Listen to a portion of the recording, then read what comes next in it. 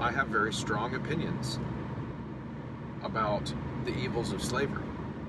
I have very passionate opinions because, again, I'm an individualist. Slavery, the idea of slavery, is one of the most, probably the most abhorrent ideas that an individualist could look at.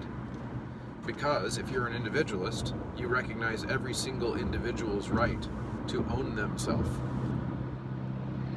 right? To dictate the course of their life, to decide how they spend their time, to decide on what they labor, to guide the fruits of their own labor. In other words, if I spend a whole bunch of time in a field creating something, then I get to decide what I get in return. Am I being paid a wage? Did I agree to that wage? If when I earn that wage that I agreed to for the work that I did, do I get to decide what I do with it? If I don't, I'm a slave. I don't own myself. You either own yourself or you don't own yourself. And of course, an individualist believes in self-ownership. That is fundamental to the philosophy of being an individualist.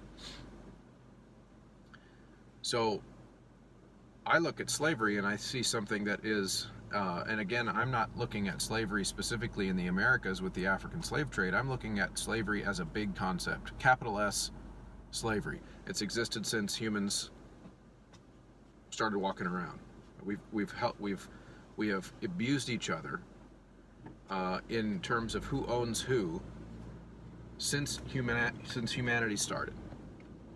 So I think it's really important, and I think Americans are horrible at this, to discuss capital S slavery. Don't talk about slavery only. It's okay to talk about the American slave trade. Absolutely, we should. And students should learn about it in history, but we should also talk about it in a larger context. That the American slave trade was a continuation of a horrible evil that humans have been perpetrating on ourselves, on each other, since we began. And in my opinion, the only way that we stamp it out completely, forever, is philosophical discussion. Because people need to understand why it's wrong. If they don't understand why it's wrong, if they're just told it's wrong because you're racist, or it's wrong, period, with no explanation, then it won't ever stop. Societies will continue to resurrect it in some form or the other. And as an individualist, that's ultimately my goal, is to move the philosophical ball forward, move the line along toward having an understanding of why evils like this are unacceptable and should be ended.